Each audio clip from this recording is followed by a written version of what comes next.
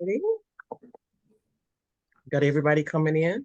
Good afternoon, everyone, and thank you all for joining us for today's month of service presentation of property taxes, protest evaluations, exemptions, and payment options. My name is Nia Murray. I am the programs coordinator with Neighborhood Recovery Community Development Corporation, and we are one of the partners in the A Month of Service collaboration.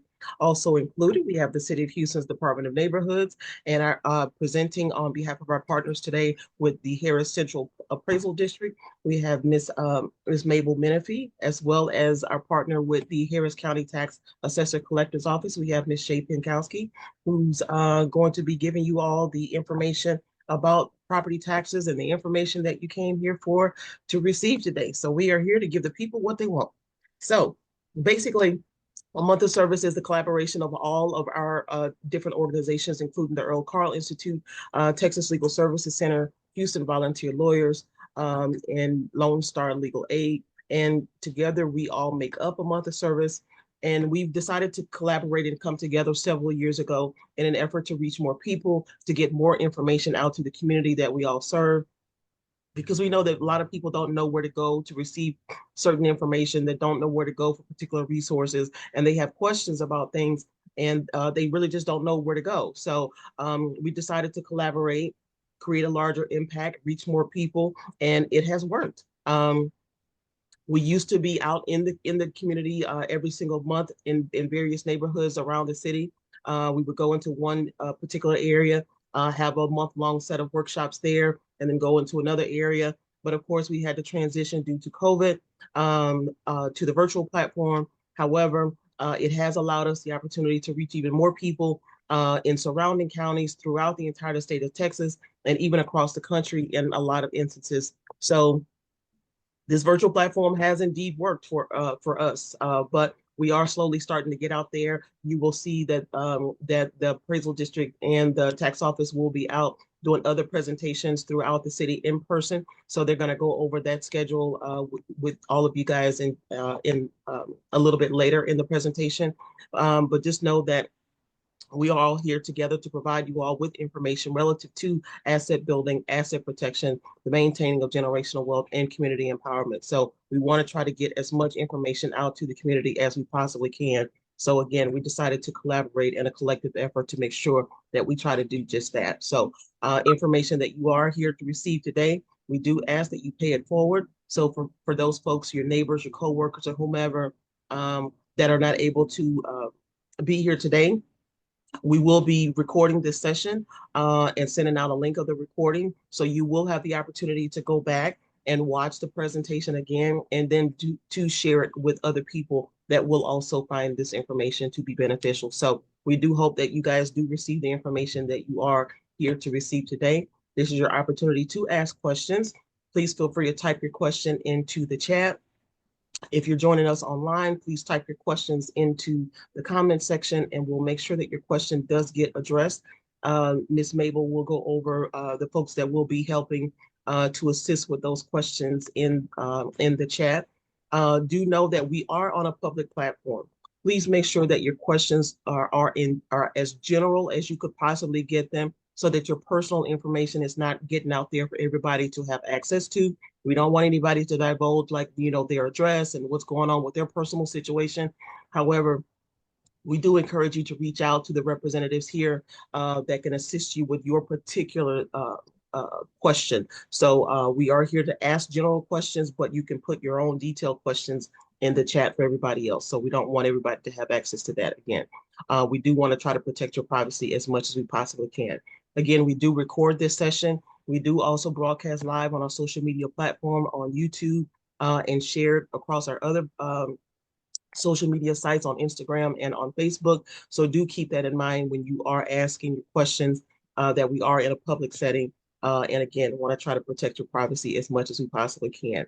However, again, we are here to answer your questions. We know that you guys have a lot of questions, a lot of misinformation that's out there. We want to get things clarified and confirmed so that you guys can stop listening to the street committee and listen to those folks that just trying to tell you what they did, what happened with them, and so on and so forth, or people that put those blanket statements out there all over social media that's not relative to the state of Texas, or that's not related to the processes and how things actually work here. So we want to make sure that you guys get that firsthand information, and that's what we're here to provide for you today. So there's a lot of stuff that's going to be covered here. So again, please feel free to type questions that you have in the chat. We know that some of you did send questions in advance when you registered. So the presenters will make sure that those questions will be addressed as well. So without further ado, we're going to go ahead and get started. Shay, why don't we have you introduce first, and then Ms. Mabel, you can introduce, and then you guys can go right on into your presentation. So Shay Pinkowski with the Harris County Tax Assessor Collector's Office. Hi, everyone. Good afternoon. As Ms. Nia mentioned, my name is Shay Pinkowski, and I am speaking on behalf of the Harris County Tax Office, along with the Office of Annette Ramirez, to assist in giving you options for payments, as well as some information on how your bill is calculated and some further details expounding on that. I'm super excited to be here with you guys and be able to answer some questions and assist as best as I can. Looking forward to being able to speak with some of y'all today. Miss Mabel?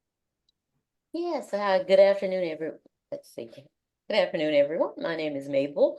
I'm with the Harris Central Appraisal District, and today it's that time of year again when you've all got your value notices. I'm sure most of you have had a chance to take a look at them. That's probably why you're here today, is to ask some additional questions about the subjects that we're going to go over today, which include valuations, protesting your property value, as well as exemptions and how they can, they're the one-sure shot at making sure you do save money and do not pay more than you need to as far as property taxes are concerned. So because we are in that season where everyone is trying to decide if they're going to protest, what do they need to know in order to protest, we've brought in some of our experts, our people here at HCAD who do this every day, who are involved in those processes to sort of help walk you through that information. And on our presentation is going to be provided today by Sarah Hatch, who is a senior member of our residential property division. She's also going to be assisted by Alicia Bryant, also a member of our residential property division. And we also have on the call, we're going to switch topics over. Also included will be exemptions.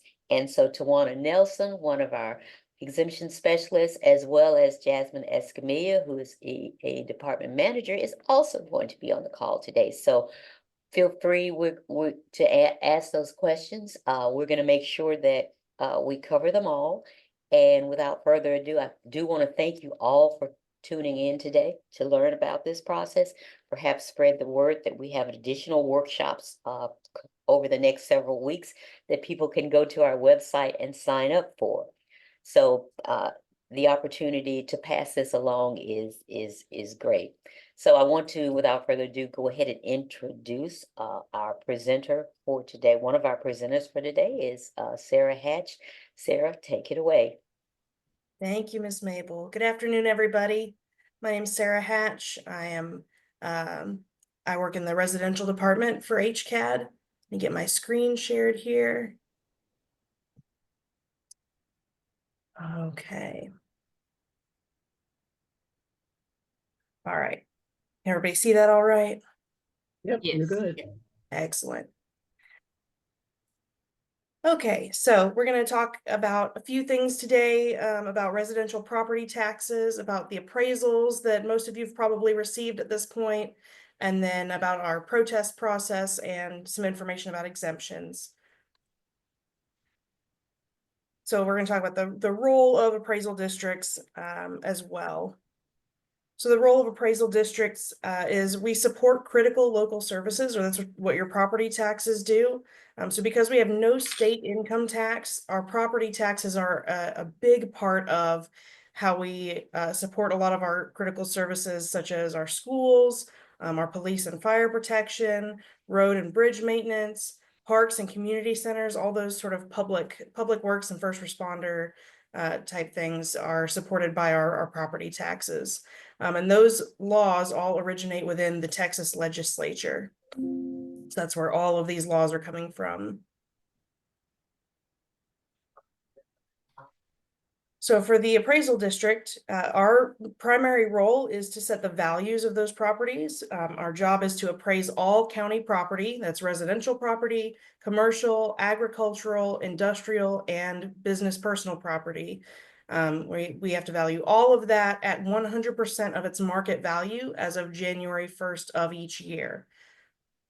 Our other roles include administering exemptions as people qualify for them, certifying the appraisal rolls, and that allows the taxing jurisdictions to set the appropriate rates according to those values. It helps to keep the system fair. It's overseen locally by our chief appraiser and a 9-member administrative board. So there are several important dates throughout the year for property taxes. The big one is January 1st. That's the date of the appraisal. So your value for each year is based on the condition of your property as of January 1st, to the best of the knowledge that we have.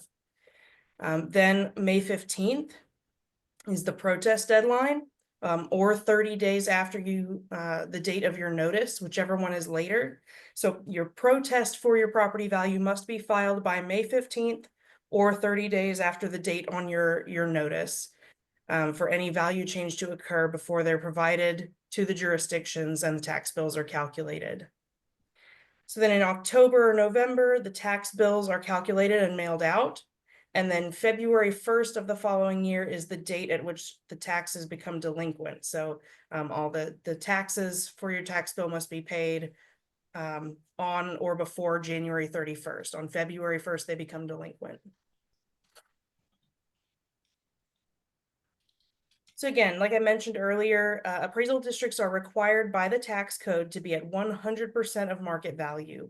And we do have state oversight that regulates that. The state conducts a study every 2 years to do a market value study and make sure that we are within a reasonable range around 100% of market value. So that is conducted. Our values are arrived at by the process of mass appraisal. So we're not valuing each individual property one by one. We're valuing groups of properties in mass, so mass appraisal. And that value is derived based on sales. The primary thing we're looking at is sales of properties in your area to determine what the market is indicating are the values of the homes in your area, what people are willing to pay for them. So Harris Central Appraisal District is responsible for about 1.9 million parcels. That's 1.9 million accounts of different property. We serve over 500 taxing jurisdictions in Harris County. Now, one thing I did want to mention about the sales is that the sales disclosure in the state of Texas is voluntary. We're a non-disclosure state. So that means we don't automatically get information on every sale that occurs, but we get as much information as we can that is shared with us. And that is what our values are based on. So there's several different things that go into determining your property value. Of course, sales are one of the biggest ones. So a recent purchase of your own home or recent sales of comparable homes in your area. We also have over 7,000 neighborhoods in Harris County. And so we group those properties together within neighborhoods that are comparable property types and usually very close together. We also consider the condition of the property. And so we're not going to compare a home that we know has been majorly remodeled to a home that has not been remodeled, again, to the best of our knowledge of the information that we have. And we're also looking at amenities. So does your home versus the home that sold have a pool or a detached garage or other different types of amenities that go along with the home? But again, you are the expert on your home. No one knows it like you do. And so that's why we do the best that we can with the information we're able to gather, but you know your home better than we do on an individual basis. And so that's very helpful in the protest process. So most of you should have received your annual value notice by now. This is an example of what that looks like over on the left. So it includes several things. Up on the top right in particular is a section for an iFile number. So this number is unique to your property or to you. And this number allows you to log into our system online and file a protest electronically. That's also where you can view the packet of evidence that we've assembled and provided for your property as well, once you've filed a protest. You also see on the left-hand side of the notice is where there's a property description for the account that this notice is for, as well as the location. And then down there on the page, it shows the 2025 appraised value and the 2025 market value. Now, these may be the same or they may be different depending on how many exemptions you have in place and what kind of limitations there are on the appraised value or the taxable value increasing for each year. All right, so again, that appraised value is the number used in calculating the tax bills. That's the taxable value of your property. As I said, it may be the same as the market value, but it also may be lower because of that 10% appraisal cap for a homestead exempt property. The market value is the value that we are setting when we value your home. The market value is the value at which a property would sell to a willing buyer on the open market. That's the number where we need to be at 100% of that market value of what we think it could do if you put it on the market today. And this is HCAD's primary role, is to establish that annual market value. Now, when you come in and file a protest, because the market value is the value that we're setting, that's the value that our protests are based on. Your taxes are calculated on the appraised value because that's the taxable portion of your value. But when we do a protest, we're looking at the market value. We're looking at what your home could sell for based on what other similar homes in the area sold for. Now, the second page of your value notice, or maybe the back side of the page, contains other helpful information as well.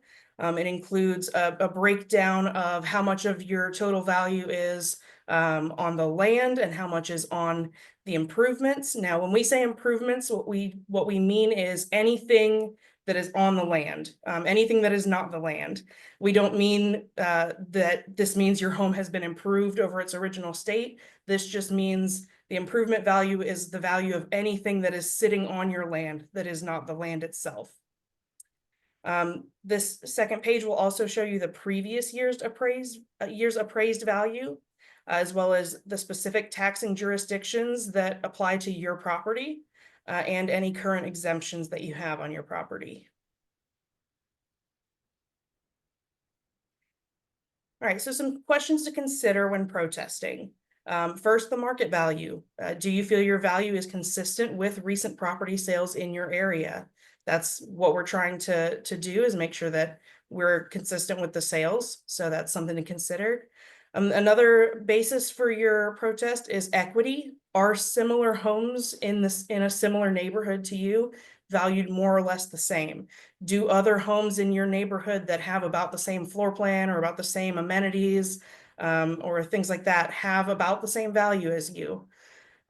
Or do you have issues such as deferred maintenance or hidden defects that may affect your home's value? Again, we're not able to look at every single home comprehensively, and we likely won't have any information about what the interior of your home is like, what the condition is. That's information that you can provide to us when protesting that may affect your home's value compared to what's sold. And then some evidence that you can collect for your protest includes comparable sales info. Maybe there are sales that you're aware of in your neighborhood that we might not have because we're a non-disclosure state. Maybe there are hidden defects, like I said, that we don't have access to, that we don't know are there, but you can come in and show us some photos of that or some repair estimates that help us to get an idea of what the extent of those defects are or what they may cost for you to replace or repair. Again, photos of the condition. If you notice that we have your home at a different square footage than the information that you have about your home, you can bring in blueprints or builder's plans or something of that nature that shows us a more accurate picture of the square footage. Again, we don't always have access to the inside, so we may not have known exactly what your upstairs looked like, and we may think that there's square footage where actually it's a vaulted ceiling over your living room. So any information you can bring in to show us that square footage info is helpful as well. All right, so what happens after you file a protest? You'll get a notification of your hearing date, unless you chose to opt into our iSettle program. So when you file your protest, which you can do online using that iFile number, you can also do via a paper protest. You can mail that in or drop it off at our office.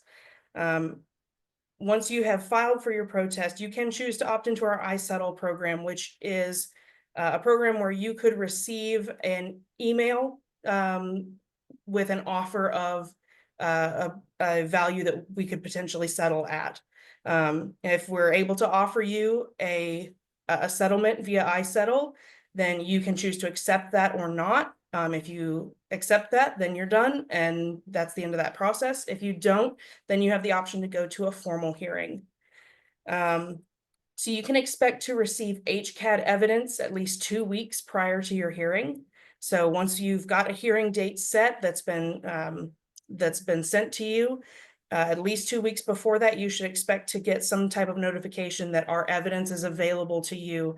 And there should be, again, information, I believe, on it's not on page 2 of your notice, but it is on the notification of your hearing date that is sent to you, has information about how to access our evidence, which can also be found online using that iFile number. Now, our evidence packet contains a lot of information, including specifics about the characteristics of your property, as well as a list of all the sales that we have information of in your immediate neighborhood.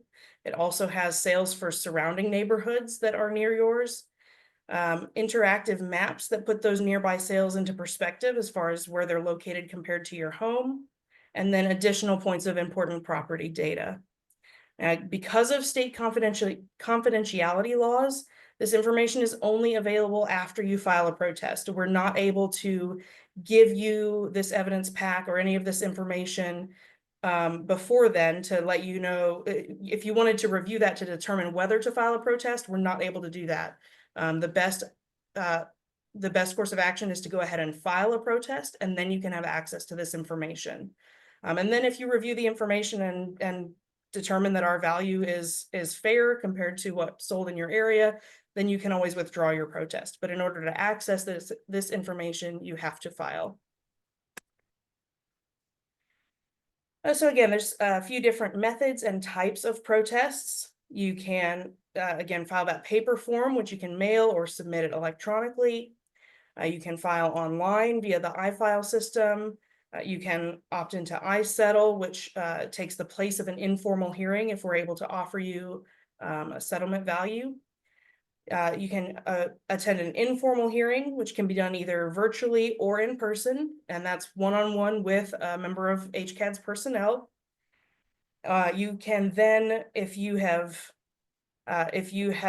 rejected the iSettle offer or you were not able to settle during the informal hearing, then you can attend a formal hearing with the appraisal review board.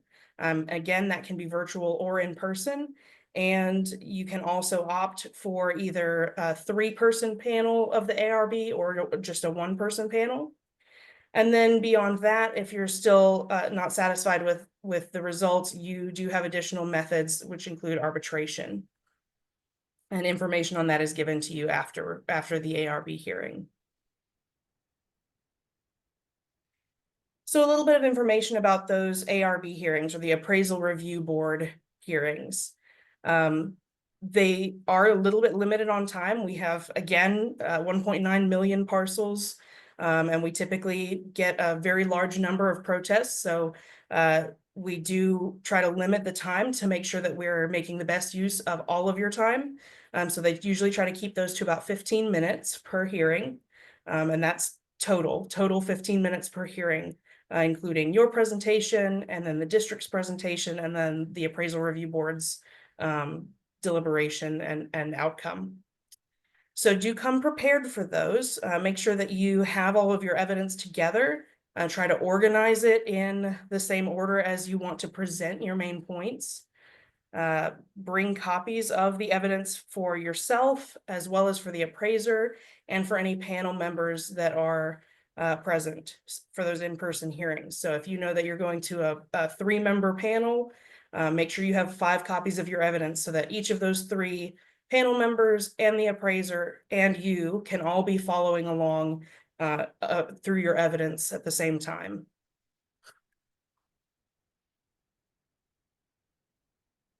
And with that, I'm going to turn it over to Ms. Tawana to discuss exemptions. Thank you, Sarah. So exemptions, what are they? How can they save me money? And how do I get them? The exemptions are administered by HCAD. The exemptions are, they exempt a portion of they exempt a portion of the property's value from taxation, and that the exemptions are for your primary residence only. And the exemptions are used by taxing authorities in calculating your property tax bill. The exemptions exclude part of your property from taxation. It reduces the appraised value before tax rates are applied. The most common residential exemptions are the general residence homestead exemption, the over 65 exemption, the over 55 surviving spouse, the disability exemption, disabled veterans, and other service-related exemptions. The most common exemption is the general residence homestead exemption. You must own and occupy the home as your primary residence. The documentation required is proof of ownership and a Texas driver's license. It provides a 10% appraisal increase cap. It also provides a $100,000 school tax exemption by state law, and other exemptions may be offered by various jurisdictions. City, county, special district, depends on where you live.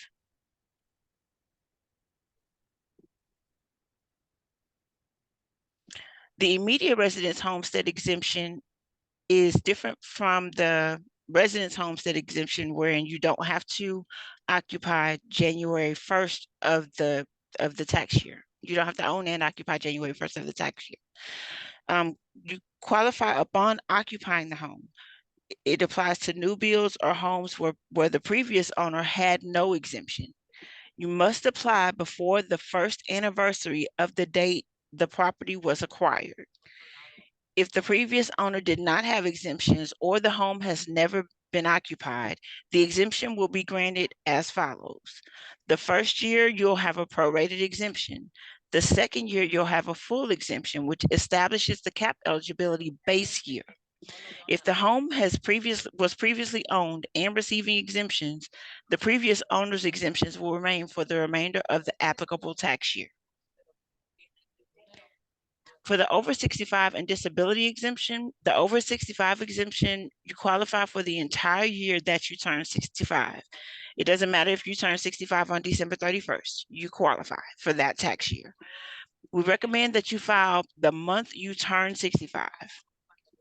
The disability exemption, you qualify for the entire year that you become eligible to receive disability benefits under the Federal Old Age Survivors and Disability Insurance.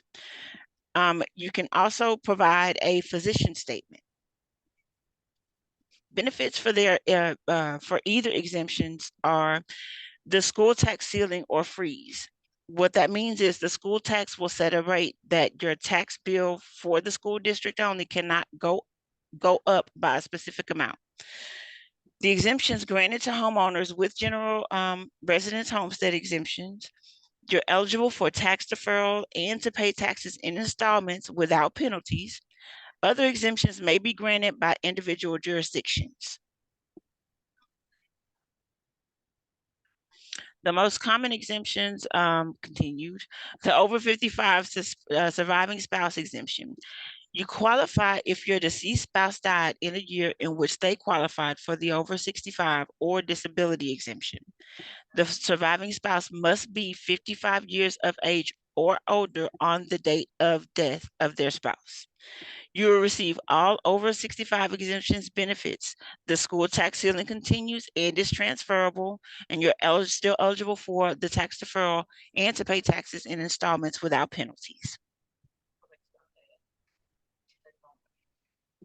So airship exemption explained. Steps for receiving the homestead exemption if air property.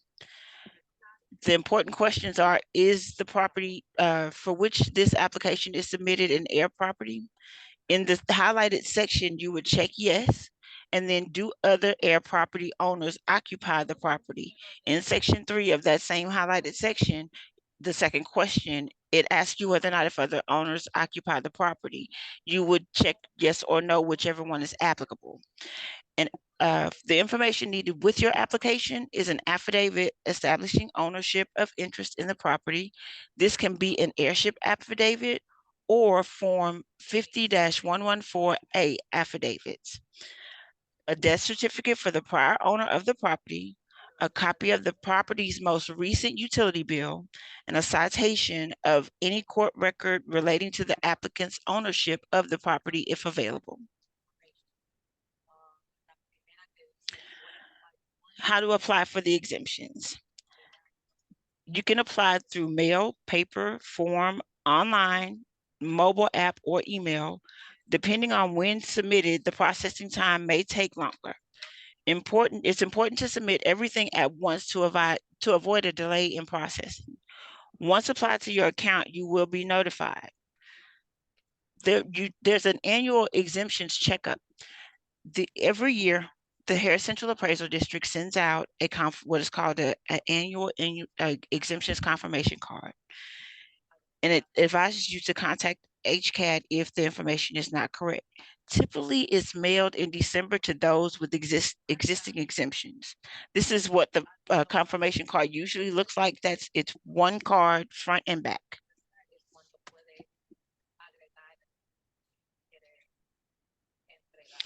Passed as of November 2023 voter referendum, the circuit breaker is a 3-year pilot project, applies to non-homestead properties valued at or below $5 million for 2024.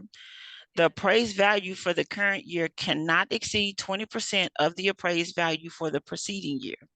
Excludes homestead and agricultural properties. The reason why is because those properties already have an exemption.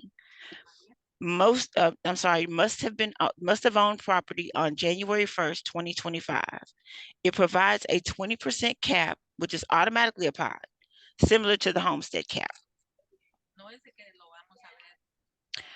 You can visit us at www.hcad.org.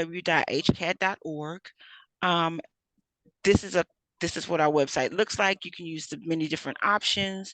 You can apply for your exemptions on our website as well. Submit the electronic communications. There's a property tax database. There's also where you can go to our form section and apply for your exemptions through the website. You can contact us. We are at 13013 Northwest Freeway, Houston, Texas 77040. The general telephone number is 713-957-7800.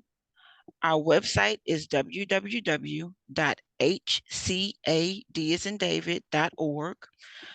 or you can visit us online at https hcad.org/contact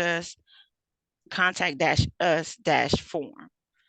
There you'll be able to submit your questions and someone from our communications department will respond.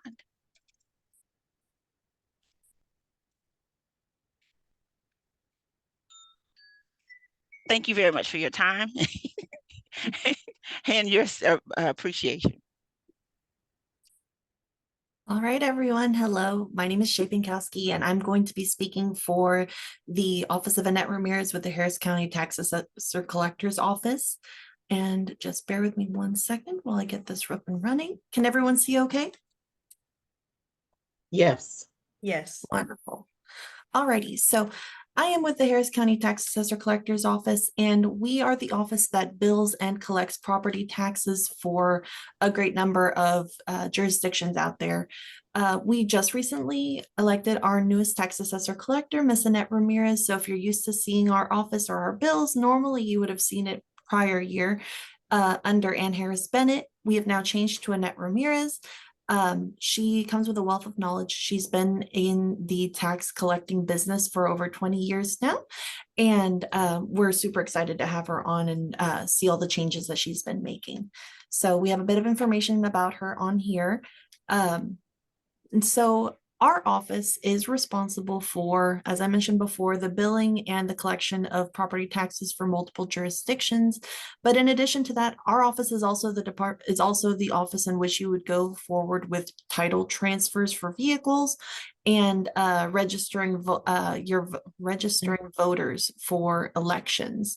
So we do take place for a lot of different processes, but what I'm going to be speaking in regards to today is in regards to that tax collection for property taxes, which we do for over 80 jurisdictions across Harris County. So it's quite a few. We are the largest collector in Harris County. So all of you will be receiving a bill from us come October, November of this year.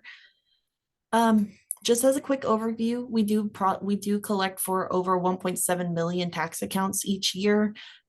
Which results in over $8 billion in taxes. Amongst those 80 plus jurisdictions that we collect for, you'll see things like Harris County, along with Houston ISD, flood control, City of Houston, Department of Education. You'll see all of those on our bill, but you might also see some like our MUD districts, which is your municipal utilities districts, your emergency services districts, along with other schools that we also collect for. So in the last 4 years, there have been quite a few changes to your exemptions and things that could affect your property tax bill, along with how much you would pay. Just right here in the screen, we've gone from 4 years ago paying or having the exemption for your Harris County over 65 and disabled exemptions, gone from 229,000 to 320,000. In addition, City of Houston has increased their exemption, which reduces your tax bill from 160,000 to 260,000. And a lot of you saw within the last year for your general homestead exemption on your school taxes, which is your ISDs, would have gone from 25,000 back 4 years ago, and then 40,000 year before last, and then this past year was 100,000. So those exemptions keep increasing, and when those exemptions increase, you see a difference in your tax bill of a reduced amount. You would pay less on your taxes when those exemptions go up. The homestead exemption did become available for proration. So in order for you to have that homestead exemption, instead of having to wait for that first full year in which you own and occupy that home, you would have it based off of the first day in which you move in, so long as you apply for it timely. And with that, it does help in lowering your tax bill for that first year in which you live there. It is prorated, so that means that it starts the date in which you move in and not earlier. So any of the time prior to you owning and occupying that home, you would still be paying without the exemptions on it, but it does help in reducing your tax bill overall. Now, you're going to hear the word tax bill come out of me a lot today. This is what that generally looks like. From our office, our tax bills go out normally starting in October, all the way through November, December, and even sometimes January, depending on when your account is certified. That bottom portion of your tax bill is something that we call a coupon. This is something you can mail into us if you decide to pay by mail to our offices. And that includes a barcode that we are able to scan in order to make sure that your payment is going into the correct place in the correct year. In addition, it also has our mailing address on there, a note and any notes or messages that we have to our taxpayers, and your account information. So you can keep this for your records, or you can send it in whenever you're mailing in a payment, or if you'd prefer to come into a branch office and pay it in person, you're also able to do so that way. But that account number is also how you would search for your payment information whenever you go onto our website.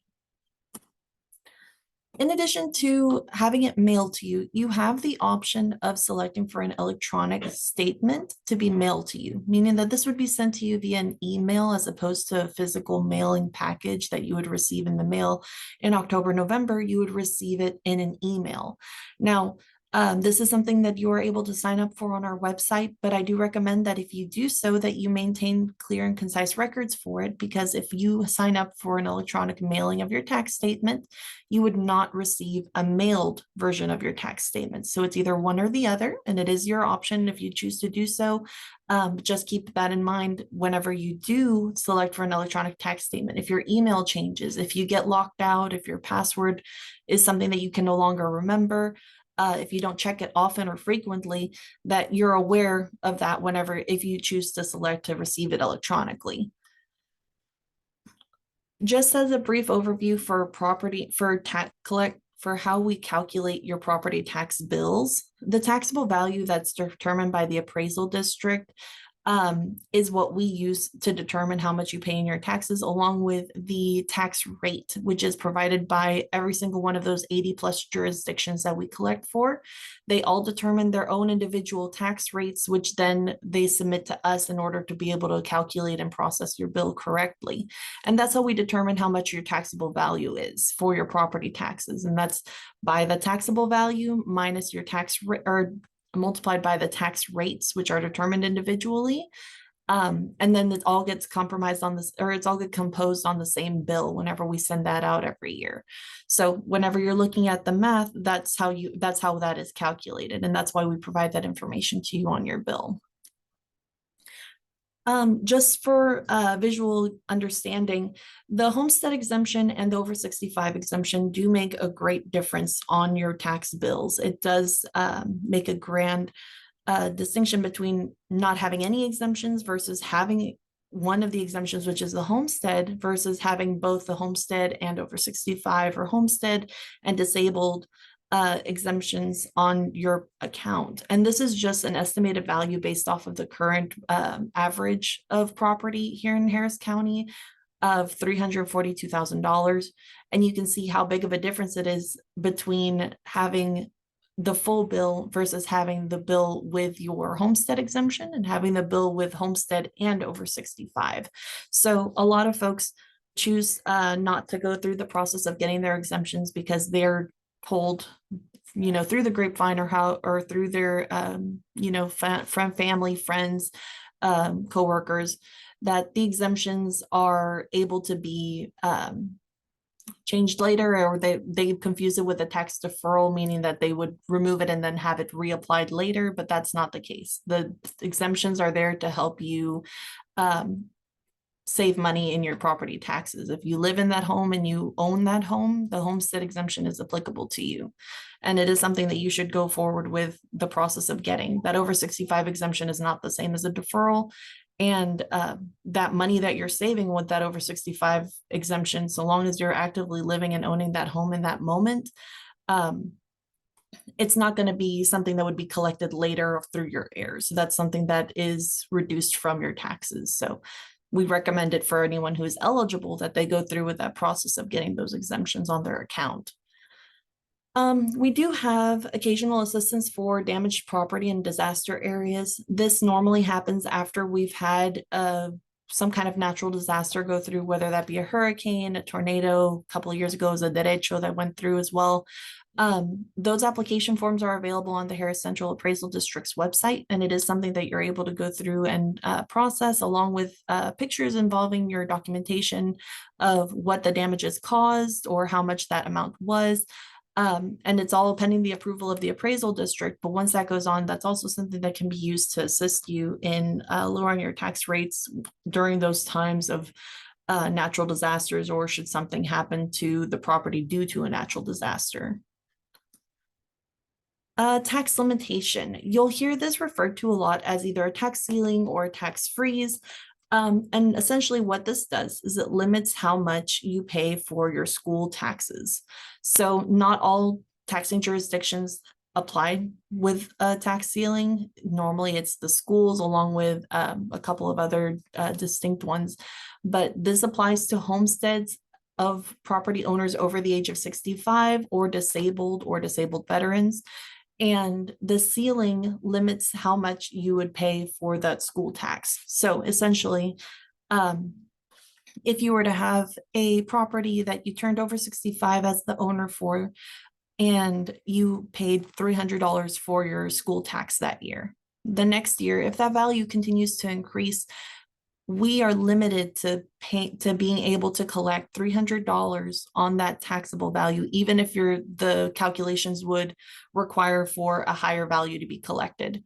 Now, if the taxable value or the rates are reduced, or you pay less due to exemptions coming through, or whatever the case may be, if the taxable value is less than it was the year in which you had that limitation, then we would collect it on the lesser amount. Meaning if you had 300 as your tax ceiling, but the tax bill calculations come up to 200, we would collect it on the 200. So it is something that automatically gets applied to your account. You don't have to go through and apply for anything. It's automatically calculated once you turn 65 or over 65 and have that exemption on your account. That ceiling gets set, and it's continuous on from that point forward. Now, if you move from one property to another, and you are over the age of 65 and you decide to go to a smaller home or move to a different area to be closer to family, whatever the case may be, you can get something called a tax ceiling certificate and be able to transfer that tax ceiling from your previous home to your new home. So that is something that's available to you as an option as well. And it is something that, we encourage for the folks who are over 65 and have that exemption to go through in order to be able to help reduce your taxes and how much you would pay for that. I mentioned this briefly earlier, a tax deferral. This is not the same as a tax exemption for the over 65 folks and homeowners there, but a tax deferral is a postponement of property tax payments. This helps you because whenever you apply for the tax deferral and have it on your account, it helps you avoid and prevent foreclosure on your property, along with helping and reducing how much penalty and interest you would pay to the property taxes that are unpaid or delinquent. This bill is still active. The bill is still due. Those property taxes are still yours to pay. However, with the deferral, you have a postponement of however long you live and reside in that property. And it helps as a form of insurance for your future payments on property taxes. Meaning if you're not able to pay that full amount by January, you have the ability to go through with a property tax deferral. And instead of paying our usual starting at 7% penalty and interest every month, starting from the first month that it's delinquent, you would pay the 5% of interest over the course of a year, meaning not 5% every month, but 5% over the entire year. It does not cancel out your taxes. You are still required to pay them. And whenever you either decide to no longer live in that property, or should you pass away, that those property taxes are due from your heirs whenever you're transferring that property over. You have 181 days to pay those taxes based off of that 5% per year delinquency. But after those 181 days, the penalty and interest go back onto the account as the full amount, as they would have been had they not been deferred from the first place. So keep that in mind whenever you go through with the tax deferral. And if you have heirs or folks who are going to be taking over the possession of the property upon your passing or upon your moving, make sure that they're aware that those taxes will become due within that time frame so that they're prepared to take on that process. Again, this does assist with preventing foreclosure, and so long as your tax deferral is on there, you would not receive a foreclosure on your property, and you would not receive attorney's fees on that property either. It protects you from that additional litigation. In order to have that deferral, as I mentioned before, it does have to be your homestead residence for those over the age of 65, or a disabled homeowner, or a disabled veteran homeowner. So any of those exemptions have to be applicable to your account, and you would have to apply for that through the appraisal district in order to get that put onto your account so that we can process those for you. As a note here, do consult with your mortgage company if you have one on that property and you are over 65 and would like to get this deferral. Confer with them first, because not all mortgage companies will allow you to have the tax deferral on the account if you are still making payments to a mortgage company or to a bank for those for that property. It might not be allowed, so verify with them before you go through that process. We offer other options for payments as well. We do have payment agreements that are available upon request. You can contact our office or reach out to us in person at any of our branches in order to create a payment plan that best suits your account and whatever is available to you. It is a tool, meaning that it is able to assist you in making your payments to your property taxes, and it helps you avoid collection efforts so long as the payment arrangement is made prior to the attorneys getting hold of the account, along with helping avoid foreclosure actions and further litigation on the accounts when you're delinquent in making those payments. So long as your payment agreement is set in place prior to the attorney's fees or to the attorneys being placed onto the account, there aren't attorney's fees collected at that point, which normally would happen at the end of June. So keep that in mind whenever you're making those agreements. We have two options. The first being the homestead plan, which is properties who are homesteaded, meaning you live in that property and you own that property. Homestead residence exemptions are able to be extended payment plans, meaning that we offer it from 12, 24, 36 months. They can be paid off early, meaning that if you would prefer to make larger payments than your predestined amount or predetermined amount on the agreement, you are able to do so, and that reduces how much you would pay for penalty and interest overall. You do still pay penalty and interest on payment agreements. However, with a homestead agreement, you pay a 1% interest per month plus the initial penalty of whenever you agreed to this payment agreement. So in February, it'd be that 7% and then 1% per month afterwards. The other option that we have is for our non-residence payment plans, and this can be applied to rental properties. This could be applied to business and commercial property or personal property, such as business personal property that you would have for machines and equipment, computers, and that sort of thing. In addition to just being over land. So if you just have a plot of land that you are paying taxes to, that agreement would apply to that as well. Now, for our general payment agreement, it is a 12-month plan. You are able to pay it off early, should you choose to do so. If you'd rather pay off a higher amount and plan ahead to pay that way, you're more than welcome to do so and include that into your payment plan. Doing so would cause you to pay less penalty and interest per month, or less penalty and interest overall. And both of these plans can be applied to either current and or prior taxes, so either or, just depending on how many years you owe.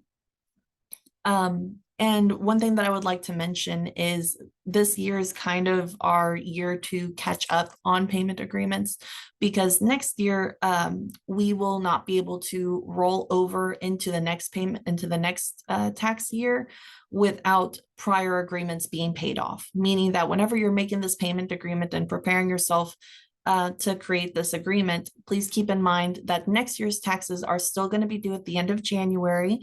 And those taxes are not able to be put onto a payment agreement until this prior agreement is paid in full. So just keep that in mind whenever you're creating your agreement, so that you can mentally prepare yourself to either save some money or prepare yourself to make that payment at the end of January. So just keep that in mind. Another option that we have for payment plans is a quarterly payment plan. This is available to our homesteaded over 65 properties, our homestead disabled owners, or homestead disabled veteran owners along with their surviving spouses, should that be the case. Quarterly payment plans essentially take the entire amount of what your property taxes are owed, splits it into 4 equal payments, and those 4 equal payments would be due starting at the original delinquent or the original due date, which would be January. then followed by your second payment due at the end of March, your third payment due at the end of May, and your fourth payment due at the end of July.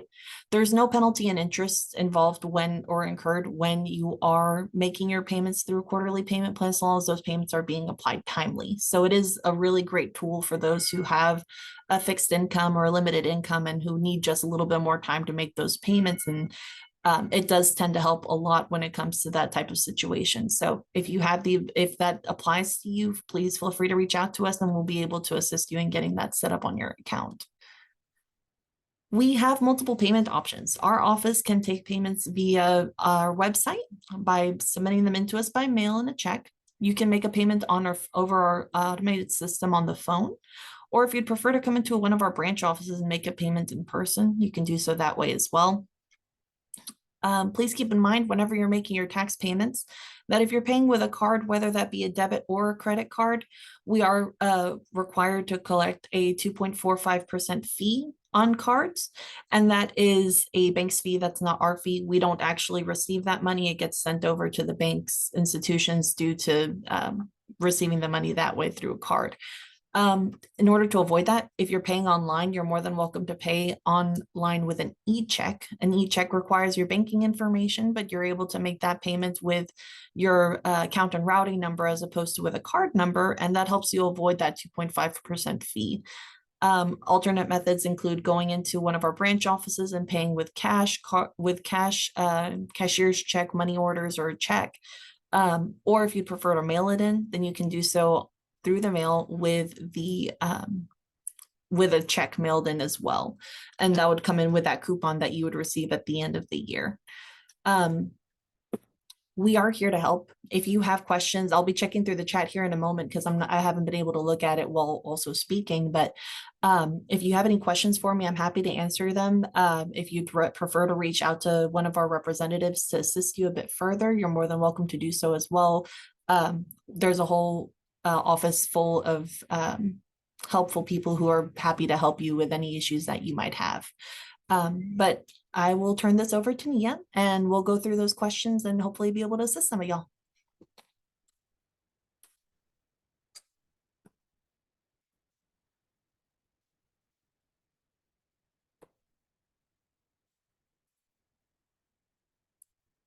Nia?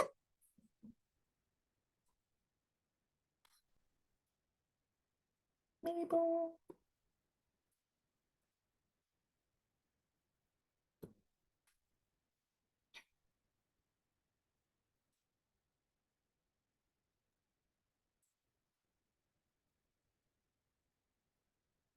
Well, I'm not sure what happened. Not sure, but I'm reading through the questions now to see if Right. there's something I can answer on here. And there were some that were sent in earlier. Not sure we answered all those. Nia had those. But let's see. There may be, and she can, if anyone else has any questions they'd like to send in, please do so. I think Neil hopefully will be back shortly. So if you want to actually answer the questions in audio, you'll be able to do that as well. Miss Mabel, I did see one question here that I'm not sure has been answered yet. The question was, is the accumulated deferred taxes bill on inherited property able to be challenged? I'm not sure who's best to answer that question, but it's not me. So for a deferred property, I'm sorry, I'm trying to look for the question to see if I can see it as well. As in to challenge the amount that is owed or to challenge the value in which those taxes were collected on. So in reference to how much is owed on property taxes, it's not something that we're able to really protest unless you're trying to protest penalty and interest, but those taxes are due even prior to the deferral being removed from the account. Now, when those taxes are collected after those 181 days, we are the office that mails out those notifications of those deferrals being removed from the account. So once that comes off on HCAD's end, it comes to us in an electronic tax roll and we send out a bill notifying of the change in the deferral status. And from that point forward, you have the 181 days to pay those taxes with the interest that's owed with the deferral on the account.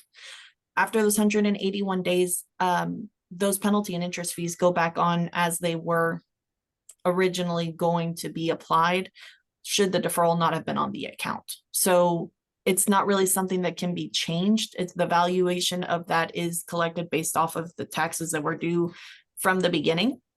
Because the deferral doesn't change the amount that is due originally, the deferral changes how long you have to pay those taxes. It postpones your taxes, it doesn't stop them from being due. And we give the adequate time in which to pay those so that you're able to make those payments without the additional penalty and interest. But once that time passes, that penalty and interest will continue to accrue as it normally would have. I think that answers the question. As far as whether they'd be able to contest how much the value of that property was at that time, that would be something more to HCAD's abilities.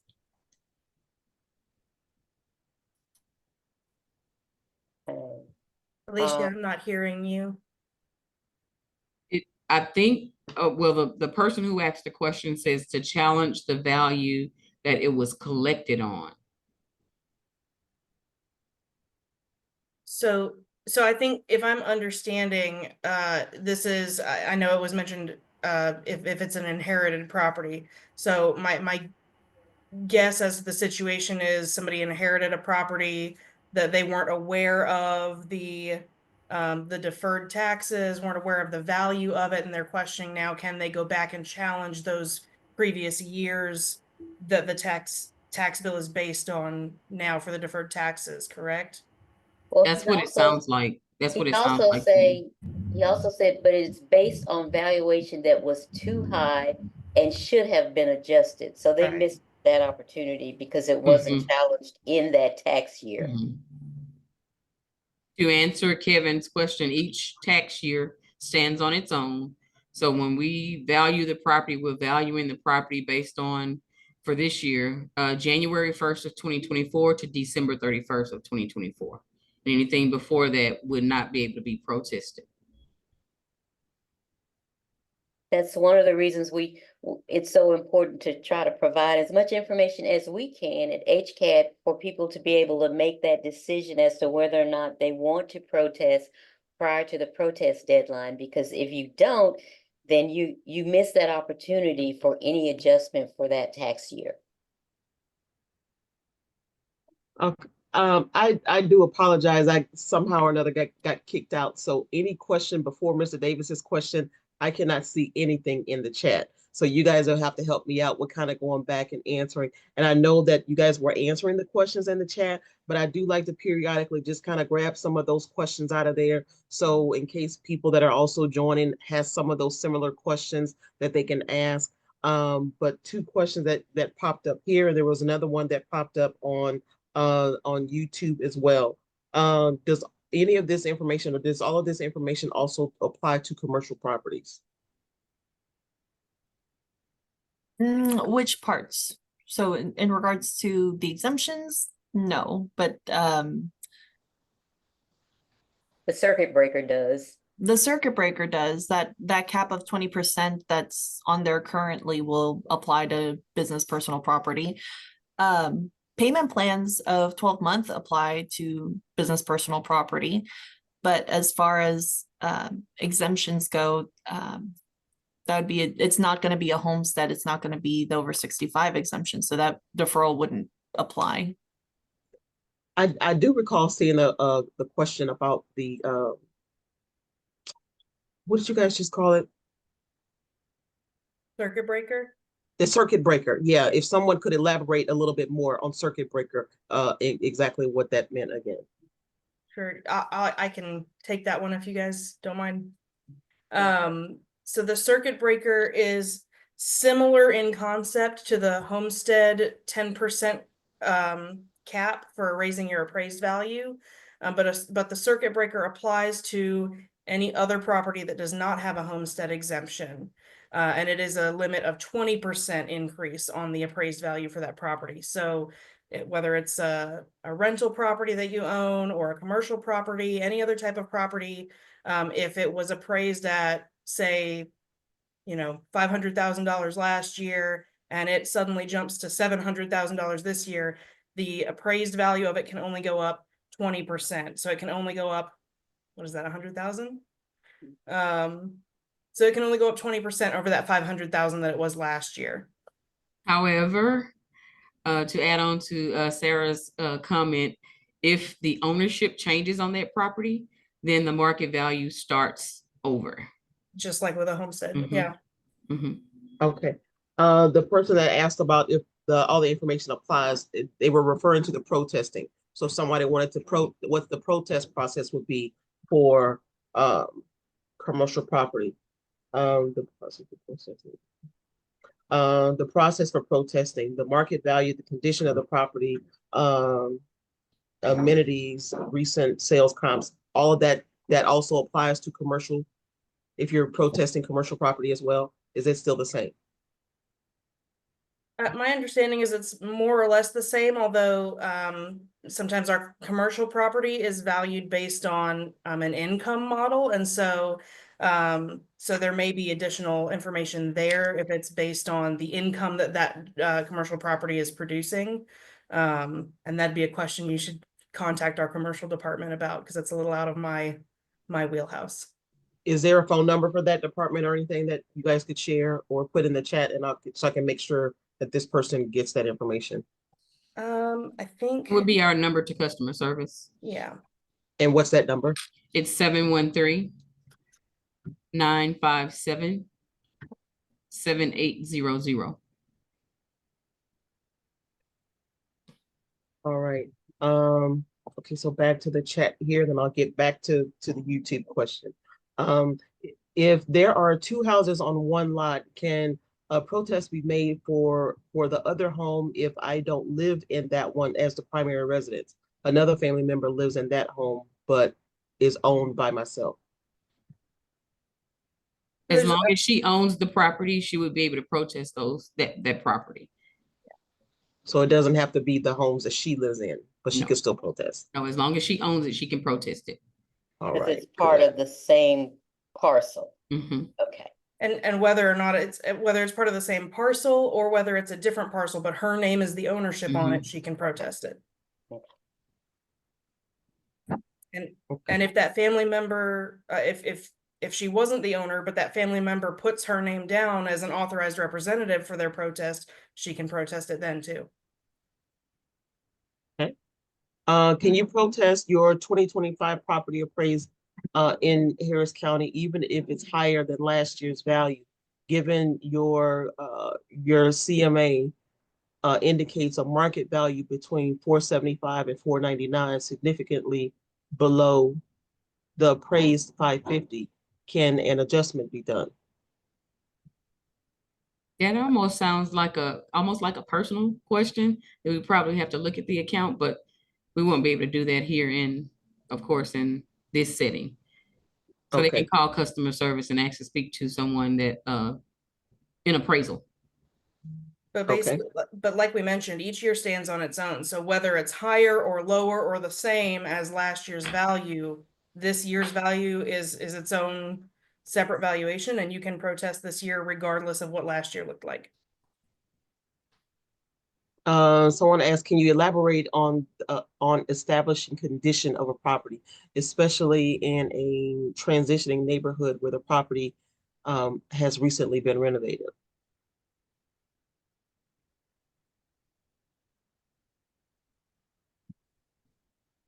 I'm not sure if this means where the subject property has recently been renovated or where other properties have recently been renovated, but we work with the best information that we have, which many times we're only able to see the exterior of a home, and that's if we're visiting that home that year for some reason. The best way that we can get information on the condition of a property is for you as the property owner to come and give us detailed information. Give us photos, give us, if you have things that need repair, give us repair estimates, things of that nature. If you had a recent renovation yourself, but you think that we have listed it as a more extensive renovation than it actually was, bring us in what you actually did and show us those details. Hopefully that answers that question. Okay. Is there a higher tax rate applied if your property class is switched to commercial from residential?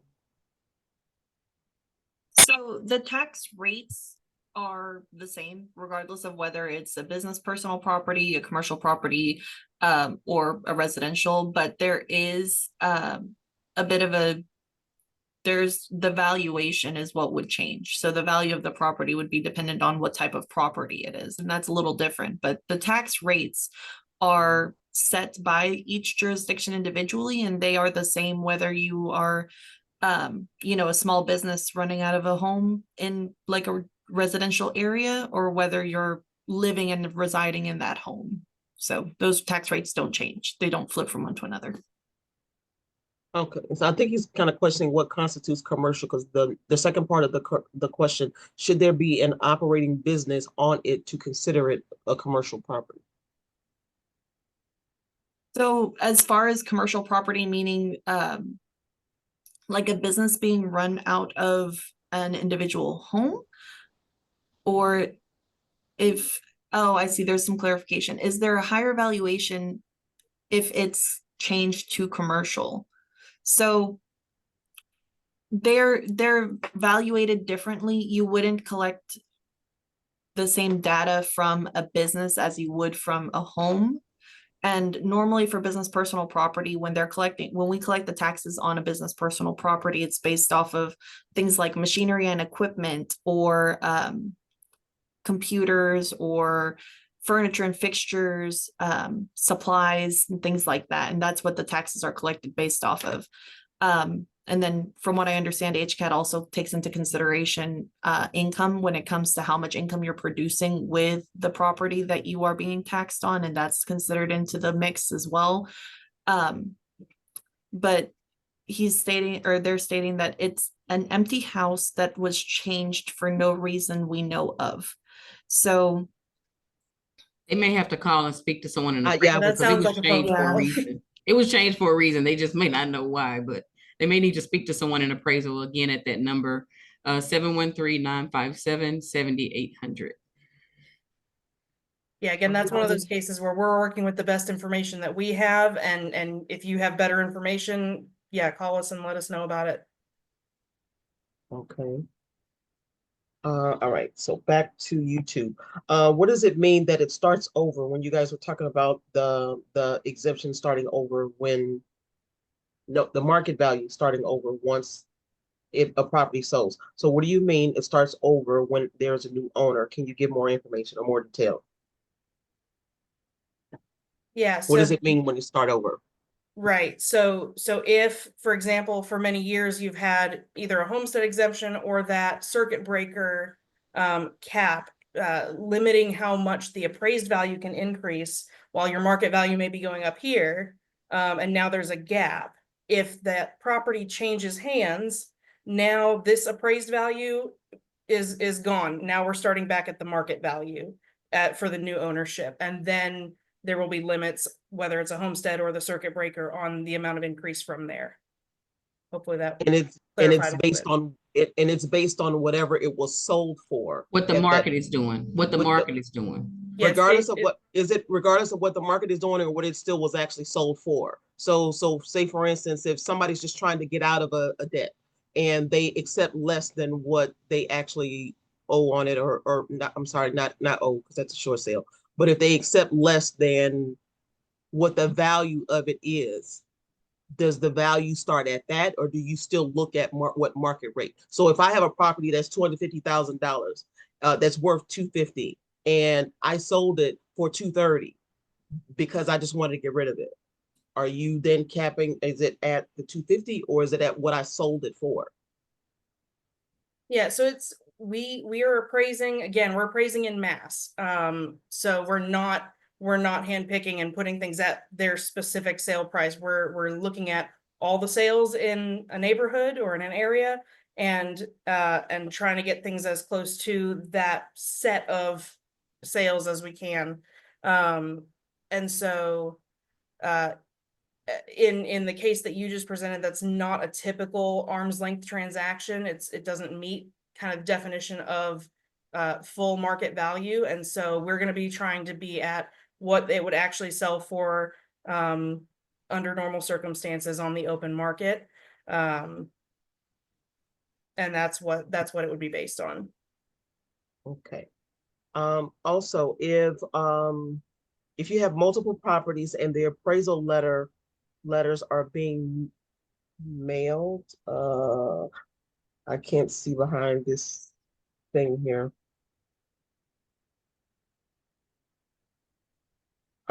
If appraisal letters are being mailed to the addresses, is there a way to get the appraisal letters online? I think the actual appraisal like value notices are Yeah, going I to be believe sent either by mail or electronically, depending on what you have selected on our website or in our system. So if you have not selected for electronic notifications, then they'll be sent by mail. Now, you also, though, if you're the owner, but that's not where you are located, you have the option to give us a different mailing address for each of those properties so that they're all sent to your location. So if you haven't already done that, you can file a change of address or change of mailing address form for those properties to make sure that all of your information is coming to you where you're at. And Sarah, aren't they at some point also available online? They can just, You can see our values online, but values, right. as I mentioned to somebody, you won't be able to see the full value notice that has your iFile number on it, right, right. Mhm. because that's confidential information. We don't want anybody to have your iFile number, only you. Right. Okay. Is there some sort of agriculture exemption you can get with farm animals on your property, like a chicken coop? I'm not sure they do chickens. The agricultural is its own special valuation and its own separate department that determines what qualifies. And I don't know all the details of what qualifies for that. But I do know they typically have some requirements as far as number of animals, types of animals, And the acreage, land things size. like that. Yeah. So they can call again into our customer service number to ask a few more questions. Okay. Okay. When meeting for an appointment with photos, can photos be shown on the phone, or do you have to have printed out when presenting the documents? It's a good question. The reason why we ask that you bring copies of photos is because if we make a determination of your value based on the evidence that was provided, we have to be able to keep that evidence, and we can't keep someone's phone. So that's why we would prefer if those items are printed, if we have to keep those. So they can show it on the phone, but it may not be used in a determined evaluation, especially by the appraiser, because we have to be able to keep that information. Permanent If we record. can't, and we don't keep somebody's phone. Gotcha. Okay. Now, Alicia, correct me if I'm wrong, but when filing online, is there now an option to submit electronic evidence while Yes. filing your protest? Yes. It's electronic evidence, but it still wouldn't be, of course, their electronic device. Right. So, Yeah, so if you file on our website and submit electronic evidence through our website, then it's in our system and we have a copy of it. But if you haven't already submitted it and you're bringing new information to your hearing, then yeah, hard copies are best. I see there's a question about same for virtual hearings. If you are meeting with us virtually and remotely, of course, you can't hand us a hard copy of something. If you have information that we want to make a determination based on, and we want to be able to include that and keep a copy of it, then I believe we'll have you email it to us if it's pertinent so that we can retain a copy for our records. I did see someone had questions about, let me go back here. an exemption? No, you can go ahead and answer or ask that question while I go back and look. There was one that Is was Jasmine and Tawana still here? Because this question is, one spouse is 100% disabled. Okay. What happens if the non-disabled spouse gets the house in a divorce? And is there a way to estimate taxes for the non-disabled spouse that is 68 years old? Okay. Can you, is that in the chat? Yes. Actually, no, but it looks like they sent this directly to me. I'm sorry. Okay. So 'Cause I'm like, where one is it? person is 100% disabled. Mhm. So I'm assuming it's not the person that was able to keep the house in a divorce. So What is it happens? disability or do they specify? Because is it either disability or the total VA? The message is saying that it's 100% disabled. I'm not Okay. sure what type of disability. And then Okay. what happens if the non-disabled spouse gets the house in the divorce? Is there Mhm. a way to estimate taxes for the non-disabled spouse that is 68 years old? The Total non, VA, Tawana, total VA. there is, first and foremost, we don't do an estimation of the taxes. Oh, yes. That would be the tax office. But as far as but you said that they're 68 years old? The person is 68, but they're not the disabled veteran. Okay, but they will still retain one of an exemption of the over 65, so they won't just go back to the just to the residential homestead. So but they would still need to contact the tax office to get an estimation of what their taxes would have been. Right, and we would be able to supply an estimate of how much those taxes would be, but it is going to be dependent on which exemptions are going to be applied to the account. So in your case, it sounds like it would be the homestead and the over 65 exemptions. But the estimates that we would provide would be based off of it as if it were a brand new homestead over 65 due to the ownership changes going through, which, correct me if I'm wrong, HCAT, that sounds like what would end up happening. It is. But we would Well, be able to give you an estimate based off of that information. now, if it's through a divorce, they will still retain their original homestead year, and then we Okay. would just grant the over 65 from when they owned it. Okay, I see. So yeah, whenever that corrections come through and you have those valuations on the system, we would be able to provide you with an estimate based off of that information. So the more information that we have available to us from the appraisal district, the more accurate that estimate will be.